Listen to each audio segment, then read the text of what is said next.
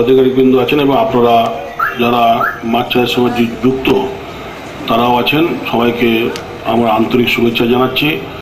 এবং আমরা আপনাদের জন্য চিন্তা ভাবনা করছি নিশ্চয়ই, তার সঙ্গে সঙ্গে আমাদের লাভের দিকটাও আমরা দেখছি। কারণ আমাদের মাননীয় মুখ্যমন্ত্রী আমাদের বলেছেন যে মাছ চাষে যে ঘাটতি সেটাকে পূরণ করতে হবে, এবং আশা রাখবো এই ঘাটতি পূরণ করতে গেলে আপনাদেরও সহযোগিতা দরকার।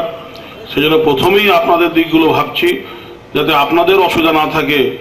আপনাদের অসুবিধা যদি দূর হয় তাহলে আমরাও আমাদের লক্ষ্যে পৌঁছতে পারবো, পশ্চিমবঙ্গকে সত্যি করেই বাঙালিকে মাছে ভাতে রাখতে পারবো।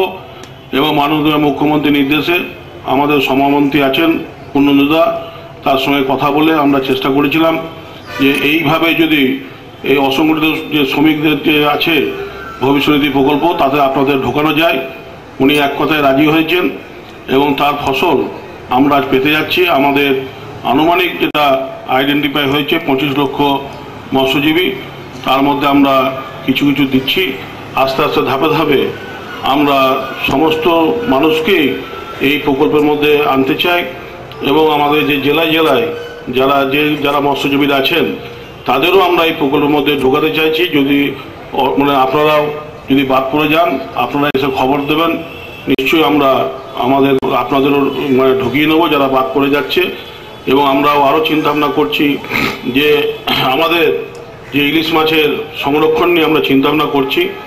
সেখানে আমরা যারা মাছ ধরতে যান ইলিশ মাছ সমুদ্রে, তারা যে 3-4 মাস ব্যান পিরিয়ড থাকে, 2-2.5 মাস, আমরা সেটা বাড়াবার চিন্তা করছি 3 মাস। এবং এটা কেন্দ্রীয় সরকারের সঙ্গে আমরা যোগাযোগ করছি, কারণ আমরা যদি আবার 3 মাস করে দিই তাহলে উড়িষ্যা থেকে তারা এসে ধরতে লাগে মাছ।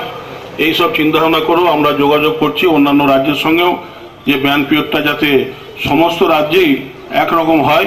সেই সময়েও আমরা যাতে যারা মৎস্যজীবীরা সমুদ্রে মাছ ধরতে যান তারা যাতে কিছুটা সুযোগ সুবিধা পান, যাতে ছোট ইলিশ ধরা বন্ধ হয়, সেসব নিয়ে ভাবছি। কিছুটা আমাদের প্রিন্সিপাল সেক্রেটারি বাবা সাহেব বললেন, আমরা এগুলো নিয়ে ভাবছি।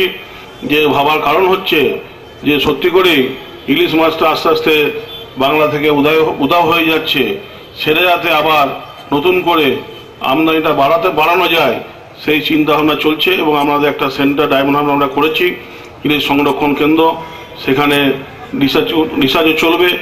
আমরা এইভাবে আমরা করতে যাচ্ছি। এবং এই যে আজকে ভবিষ্যনিধি প্রকল্প 2001 সাল থেকে আরম্ভ হয়েছে, কিন্তু সেভাবে সরকারি প্রকল্প ঘোষণা হয়েছে, কাজ হচ্ছিল, সেরকম উদ্যোগ নেওয়া হয়নি। মাননীয় মুখ্যমন্ত্রী সেইগুলোকে উদ্যোগ নিচ্ছেন, যে শুধু প্রকল্পর নামে যেন না থাকে, যাদের জন্য প্রকল্প তারা যাতে সেই প্রকল্পের সুবিধাগুলো পায়, সুযোগ সুবিধাগুলো পায়, সেই জন্য উনি উদ্যোগ নিয়েছেন। আমরাও আমাদেরও দপ্তরের যারা আপনারা আছেন, মৎস্যজীবী যারা আছেন, তাদেরও আমরা চেষ্টা করছি এইভাবে নানা রকম প্রকল্প মাধ্যমে যাতে আপনাদের আর্থিক দিকটা সুরক্ষিত থাকে।